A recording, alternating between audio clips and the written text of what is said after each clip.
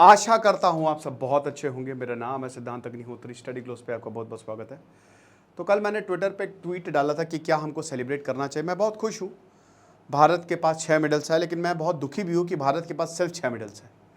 और ये बहुत ही दुखद बात है कि दुनिया का सबसे टैलेंटेड देश ओलंपिक्स में इतना बुरा परफॉर्म कर रहा है। हालांकि कुछ लोगों का ये भी मानना है कि Olympics is the waste of money, है ना। लेकिन देखिए, ऐसा नहीं है। अगर ऐसा होता, अमेरिका एक तरफ प्रोग्रेसिव इकोनॉमी है और दूसरी तरफ वो अपने बहुत सारे खिलाड़ियों को 500 से ऊपर खिलाड़ी अमेरिका के और चाइना के भी लगभग इतने ही ओलंपिक्स में गए हैं और भारत के खाली 117, ये कम है। और अब वक्त आ गया है कि क्रिकेट से ऊपर उठ के देखें। आखिरकार चाइना देखिए 40 मेडल्स, टोटल 91 मेडल्स पे है। अमेरिका 126 मेडल पे है, दोनों में ही गोल्ड 40। भारत ने ठीक है 117 खिलाड़ी थे, लेकिन बहुत ही कम स्पोर्ट, 14-15 स्पोर्ट्स में पार्ट लिया। वहीं चाइना अमेरिका ने लगभग हर स्पोर्ट्स में पार्ट लिया। ऑस्ट्रेलिया भी देखिए पीछे नहीं है, जापान भी बहुत ज़बरदस्त, लेकिन भारत यहाँ पे खाली 6 मेडल पे खड़ा। हमने एक गोल्ड भी नहीं जीता। एक तरफ तो हम सेलिब्रेट कर रहे हैं कि चलो 6 मेडल्स आए, लेकिन दोस्तों कोई बहुत अच्छी बात नहीं है। यहाँ पे हमारी सरकार को तगड़े से इस पर ध्यान देना पड़ेगा और आपको ध्यान देना पड़ेगा हमारी मेगा सेल पर। इंडिपेंडेंस डे तक 15 अगस्त तक हमारी सेल लाइव है। पॉर्न एडिक्शन कैसे छोड़ें, dark psychology, NLP, personality development, UPSC लक्ष्य बैच, और आज हमारा 10,000 एमसीक्यू का कोर्स शुरू होने वाला। सब पे 30% ऑफ है। आमतौर पे कोर्स बहुत महंगे मिलते हैं, बट 250, 350 इतने में कोर्स आपको मिलेंगे। तो सिर्फ और सिर्फ 4 दिन है आपके पास, make the best out of it, ठीक है। तो अभी अगर हम बात करते हैं तो समझिए कि चाइना में अलग कल्चर है स्पोर्ट्स को लेके। वो पहले ऐसा नहीं था। पहले चाइना इतने मेडल तो छोड़ दीजिए, वहाँ पे लोगों का जीना ही बहुत मुश्किल था। फिर ऐसा क्या किया कि चाइना ने रातों रात अपने आप को बदल लिया और तगड़े से, चाहे ओलंपिक्स हो, चाहे कॉमनवेल्थ हो, चाहे एशियन हो, वहाँ के लोग परफॉर्म करते हैं और बहुत ज़बरदस्त परफॉर्म करते हैं। तो बहुत समय तक ये ओलंपिक्स में जाते ही नहीं थे। आप समझ रहे हो, ये ओलंपिक्स में जाते ही नहीं थे क्योंकि आईओसी इसको रिकॉग्नाइज करता था, ताइवान को। तो बोला कि जब तक तुम ताइवान का साथ दोगे तब तक हम जाएंगे ही नहीं। ज़्यादातर नॉन कम्युनिस्ट देश जो हैं उन्होंने ताइवान को रिकॉग्नाइज किया है as the official representation of China. यानी कि ज़्यादातर इनको रिप्रेजेंटेशन ही बोला है कि भाई चाइना, अब देखिए वन चाइना पॉलिसी यहाँ पे भी पॉलिटिक्स खेल रही है। 1979 आता है। अमेरिका से रिश्ते 1971 में ही बहुत अच्छे हो गए थे, कोई दिक्कत की बात नहीं है। उसके बाद 1976 आते आते माओ जेडोंग की मौत हो गई 1970, और डेन ज़ियाओपिंग नए लीडर आ गए और तब से चाइना एक तरक्की की राह पे चला गया। जब तक माओ जेडोंग थे तब तक चाइना बर्बाद था, ठीक है ना। अब उसके बाद हम ये देखते हैं कि जो रिकग्निशन ताइवान को रिकग्नाइज करना था, क्योंकि अमेरिका कह रहा था वो अलग है, लेकिन फाइनली एक पैक्ट साइन होता है, ठीक है। और चाइना ताइवान जो है, क्योंकि जब तक आप ताइवान को रिकॉग्नाइज नहीं करोगे, मान लीजिए जैसे उस समय इंटरनेशनल ओलंपिक्स कहता था ताइवान अलग देश है, तो चाइना के साथ हम compete ही नहीं करेंगे। लेकिन जब इस सेम टेबल पे सब आ गए, तब यहाँ पे चाइना ने compete करना शुरू किया। You will be surprised to know कि अमेरिका ने पहला समर ओलंपिक्स 1984 में पहली बार पार्ट लिया था। लॉस एंजलिस ओलंपिक्स थे वो, जहां पे आते ही चाइना ने झंडे गाड़ दिए। 32 मेडल्स जीते थे, 32 मेडल्स। हमने आज तक इतने कभी नहीं जीते, जिसमें 15 तो गोल्ड थे। चाइना टॉप परफॉर्मिंग कंट्रीज में रहा है हमेशा। दूसरे नंबर पे चाइना को आप देखेंगे, दूसरे तीसरे, मतलब टॉप 4 में तो चाइना रहेगा ही रहेगा जहां तक मेडल टैली की बात होती है। कैसे? पॉलिसीज, जहां पे भारत में किसी को कोच नहीं मिल रहा है, किसी को फैसिलिटीज नहीं मिल रही है, कोई बेचारा जनरल कंपार्टमेंट में जा रहा है, कोई मेडल जीत के आ रहा है। तो यहां पे पता है मेन क्या प्रॉब्लम है? जो ऑफिसर्स है ना, वो खेल को समझते हैं नहीं। उन्हीं लोगों को आप लेके आइए, आप पॉलिटिक्स घुसा देंगे खेल में। ब्रजभूषण शरण सिंह का केस हमने देखा, तो हो चुका काम। यहां ये दिक्कत, राजनीतिक सब ससुरे पॉलिटिक्स बतियाने आ जाते हैं, और पॉलिटिक्स में इन बेचारे खिलाड़ियों का बर्बाद। ये इतने टैलेंटेड है इंडिया के खिलाड़ी, लेकिन इतना कम होने के बावजूद इतना शानदार परफॉर्म करना ना, ये जज्बा दिखाता है इनका। बहुत मुश्किल है, बहुत ज्यादा। हरियाणा को छोड़ दे, बाकी ज्यादातर स्टेट्स में, यूपी में देखिए, उत्तर प्रदेश में बहुत ही कम ओलंपिक्स में पार्टिसिपेशन हमारा कम है। हमारा ध्यान भी ओलंपिक्स में कम है, हमारा ध्यान क्रिकेट पे ज्यादा है। और बीसीसीआई, ये तो कहिए सरकारी ऑर्गेनाइजेशन नहीं है, बीसीसीआई सरकार के अंदर नहीं आती है। शायद सरकार के अंदर आती तो उसका भी बेड़ा गर्क हो जाए। जो भी खेल सरकार के अंडर आ रहा है वो आप देखिए कि वो कहां पे स्टैंड कर रहा है इंडिया में, पूरे दुनिया में, आप बताइए। तो यानी कि बहुत बड़ी खामियां हैं। हाल ही में हमने खेलो इंडिया से लेकर बहुत कुछ लॉन्च किया, लेकिन वो इतना सक्सेसफुल रहा ही नहीं, क्योंकि बॉटम अप अप्रोच नहीं है, टॉप डाउन अप्रोच है। आप बॉटम अप अप्रोच रखिए, समझ रहे हैं। चाइना में ऐसा नहीं है। कम्युनिस्ट पार्टी ने बोला कि भाई ये इवेंट बहुत ज़्यादा ज़रूरी है। देखिए, चाइना को खाली आप गरियाते रहिए, लेकिन चाइना एक बहुत ही उस हिसाब से बहुत प्रोग्रेसिव सोसाइटी है ना। भले ही वहाँ पे सेंट्रलाइजेशन बहुत है, दिक्कतें बहुत ज़्यादा, डेमोक्रेसी नहीं है, लेकिन फिर भी वहाँ पे डेवलपमेंट है। वहाँ पे ओलंपिक्स की तैयारी, जैसे अभी खत्म हुए, अगले दिन से ही ओलंपिक्स की तैयारी शुरू हो जाएगी। तो चाइना ने ओलंपिक्स में कम्पीट करना जब शुरू किया तो उनकी इकोनॉमी बहुत अच्छे नहीं जा रही थी। 1978 में चाइना की इकोनॉमी गर्त में थी। डेंग जियाओपिंग ने कमाल कर दिया। 1978 तक जो इनकी इकोनॉमी है वो पहली बार जब अमेरिका से ये दोस्ती इन्होंने की तो दुनिया के लिए खोल दी अपनी इकोनॉमी कि आ जाओ इन्वेस्ट करो। डेंग जियाओपिंग ने बोला घर बनाओ, हम घर बनाएंगे, हम गरीबों को घर देंगे।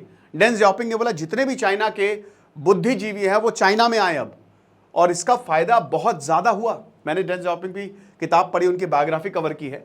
एक बहुत शानदार लीडर थे। इसी बंदे की वजह से ना चाइना जितना आगे है। तो पॉपुलेशन जो है वो बहुत बहुत मतलब समझिए कि आधे से ज़्यादा लोग, आधे से ज़्यादा, कि जो आज भारत के हालातों से 10 गुना ज़्यादा खराब हालात थे। भारत में भी आधे से ज़्यादा लोग गरीब हैं, वहाँ पे 70-80% गरीब थे, लेकिन स्पेशली जो नॉन कोस्टल और रूरल एरियाज में। लेकिन डेंग जियाओपिंग को ये पता था जब खेलेंगे तो ही आगे बढ़ेंगे। अब शुरुआत से ही, छोटे से ही बच्चों को बोला जाता था कि आप स्पोर्ट्स में एनरोल करिए। टेबल टेनिस में टीटी। अच्छा बताओ चाइना का नेशनल, चलो खैर पता ही चल गया, बट चलो कोई बात नहीं, कमेंट बॉक्स में बताओ which is the national game of China. और जिम्नास्टिक अगर हम बात करते हैं तो बोला कि ट्रेनिंग लीजिए।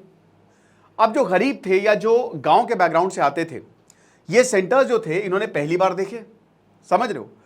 और क्योंकि इन सेंटर्स पे खाना भी मिलता था और बाकी नेसेसिटीज रहने का भी इंतजाम हो जाता था, तो स्पेशली जो गांव के, देखिए गांव में, अब जैसे हरियाणा में आप देखिए जो हमारे मेडल लेके आते हैं वो ठेठ गांव के होते हैं। क्यों? क्योंकि उनमें वो एक कहते हैं ना मेहनत का जज्बा होता है। उनकी बॉडी ऐसी बनी, उनको दिक्कत नहीं है, वो इंड्योर करेंगे, 24 घंटे काम करेंगे। वो उनका जेनेटिक, वो इवॉल्व, उनकी बॉडी ऐसे हो गई है। यही चाइना में हमको देखने को मिलता है। आप समझ रहे हो, रिगरस ट्रेनिंग, जबरदस्त ट्रेनिंग चाइना की, और इसकी वजह से मेडल्स आए। उसके ऊपर यहां पे प्रेशर भी होता था एथलीट्स को कि आप जीत के लाइए, अपने कुछ भी करिए, आप जीतिए। अब ये प्रेशर जो है, जो भी है, डेंजरस है, बट ये प्रेशर काम भी किया उन पे, ये मेडल लेके आए। यहां पे तो कोई फर्क ही नहीं पड़ता। ठीक है, हमने देख लिया, बट जिस दिन हम स्पोर्ट्स में, बाकी स्पोर्ट्स को ध्यान देने लगेंगे ना, और उसमें मेन सरकार का रोल है सबसे ज़रूरी। स्टेट सैंक्शंस डोपिंग, ठीक है ना, ये भी हमने देखा कि भैया देखो डोपिंग के भी केसेस हमको देखने को मिले वहाँ पे। लेकिन वही है कि यहाँ पे प्रोफेशनल एथलीट का मतलब यही था कि जो बच्चे हैं वो स्पोर्ट्स में इंगेज रहेंगे, स्कूल्स नहीं जाएंगे। तो कई बार क्या होता था कि बाकी करियर अपॉर्चुनिटीज चाइना में नहीं मिलती थी। ठीक है, कि भाई शुरुआत में स्पोर्ट्स में जब हमने बच्चों को भेज दिया इस तरीके से, वहाँ पे जैसे जो स्पोर्ट्स में जाते हैं तो बचपन से इनको ऐसे ट्रेनिंग देने शुरू कर देते हैं। ठीक है, तो फिर बाकी करियर अपॉर्चुनिटीज जो हैं इस तरीके से कुछ, ठीक है, तो नहीं होती हैं। तो अब यहाँ पे जब हुआ, ये सारी चीज़ें हुई, तो चाइना के फिर यहाँ पे बच्चों ने कहा कि यार देखो यार ऐसा है, पेरेंट्स भी बोलने लगे कि बेटर यही है कि हम स्कूल भेजें, वो ज़्यादा ज़रूरी है। लेकिन फिर कुछ ज़बरदस्त डिसीजन लिए गए। ठीक है, 1980s और 1990s में जो स्कूल्स थे, जैसे जो स्कूल, ऐसा स्कूल था जहाँ पे स्पोर्ट्स भी बढ़िया है और एजुकेशन भी हो रही है, तो काफ़ी ज़्यादा अट्रैक्टिव थे। लेकिन जो पेरेंट्स हैं वो अपने बच्चों को स्पोर्ट्स स्कूल में नहीं भेज रहे थे। क्यों? क्योंकि उनको लगता था कि भाई देखिए वो एग्जाम इतना बढ़िया कर रहे हैं, अभी अगर हम स्पोर्ट्स स्कूल में भेज देंगे तो इनका बट जाएगा, ये आधा पढ़ेंगे आधा खेलेंगे, तो पढ़ोगे लिखोगे बनोगे खराब, जो खेलोगे कूदोगे नहीं। हाँ, वैसे तो चाइना के लिए सीख है कि पढ़ोगे लिखोगे बनोगे नवाब, तो खेलोगे कूदोगे होगे खराब।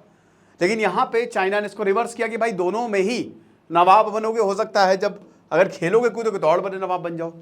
2010 में चाइना ने नई पॉलिसी इंट्रोड्यूस की, आज से 14 साल पहले। बहुत रिजिड सिस्टम थे, जैसे आपको कैंपस में ही रहना होता था ट्रेनिंग के लिए सब कुछ।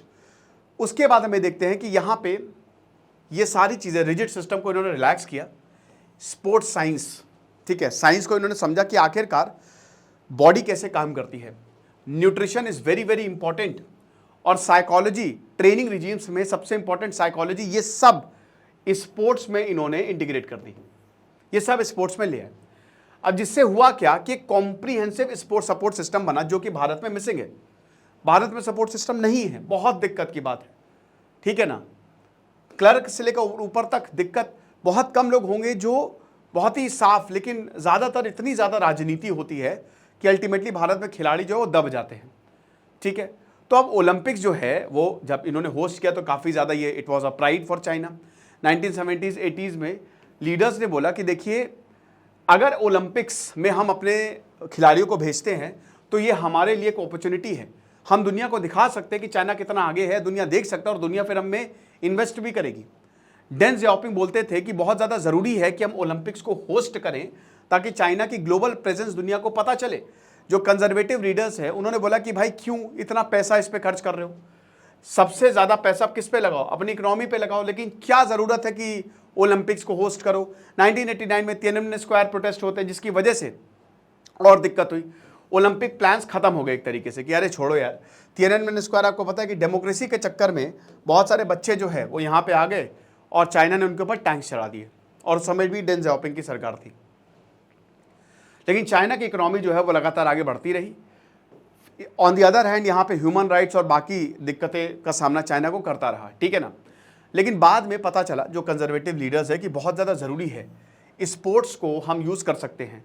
देखिए, चाइना के ऊपर ये आरोप लगते रहे, चाइना ने कहा कि हम स्पोर्ट्स को इन आरोपों को ढकने के लिए लगाएंगे, अपनी इंटरनेशनल इमेज बढ़ाने के लिए लगाएंगे। और पहली बार चाइना ने 1990 में एशियन गेम्स को होस्ट किया। ठीक प्रोटेस्ट के बाद 2008 में चाइना ने समर ओलंपिक्स को होस्ट किया। ये पहली बार था। बहुत जबरदस्त ग्रैंड ओपनिंग सेरेमनी हमको देखने को मिलती है। उस समय के प्रेसिडेंट थे हु जिनताओ, 2003 में आए थे और बोला कि एक मतलब it was very much necessary कि हम ऐसा ओलंपिक परफॉर्मेंस दे ताकि कमाल हो जाए। और इसका मतलब यही था कि जो पब्लिक की कमिटमेंट है वो इकोनॉमिक ग्रोथ और नेशनल रिजुविनेशन के लिए बहुत इंपॉर्टेंट है। यहाँ पे नेशनल रिजुविनेशन का कंसेप्ट आया प्रेसिडेंट शी जिनपिंग के अंदर। इन्होंने बोला कि तब जो मतलब 2022 की जो विंटर ओलंपिक्स की बिड थी इन्होंने जीती, और पहली बार चाइना दोनों ही समर ओलंपिक्स और विंटर गेम्स दोनों को ही इसने होस्ट किया। अब सक्सेस जो है वो हो सकता है लिमिटेड हो, लेकिन चाइना ने ये साबित कर दिया है कि एक प्रॉपर स्ट्रैटेजी के तहत और अगर एक अच्छा सपोर्ट सिस्टम हो, दुनिया भी हमारी सराहना करेगी, भले ही हम कुछ भी करें, और साथ ही साथ हम खूब सारे मेडल्स भी लेके आएंगे।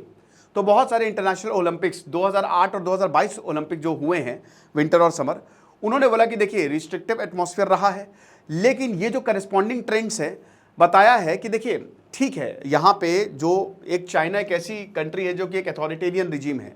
चाइना में हद से ज़्यादा एक्सट्रीमिज्म है, मतलब एक्सट्रीमिज्म इन द सेंस की फ्रीडम ऑफ स्पीच को कर्टेल करना, क्या दिखाना है क्या नहीं दिखाना, ये है। लेकिन फिर भी चाइना सक्सेसफुली इसको होस्ट करने में कामयाब रहा। आप समझ सकते हो। तो एक तरीके से वहाँ पे कुछ भी हो लेकिन अपने प्लेयर्स को पूरा सपोर्ट मिलता है, इसीलिए चाइना तड़ातड़ मेडल्स लेके आता है। ये लेक्चर था। आपको क्या लगता है आप मुझे कमेंट बॉक्स में ज़रूर बताइएगा। भारत को ऐसा क्या करना चाहिए जिससे हमारे पास भी खूब सारे मेडल्स आए। Thank you so much.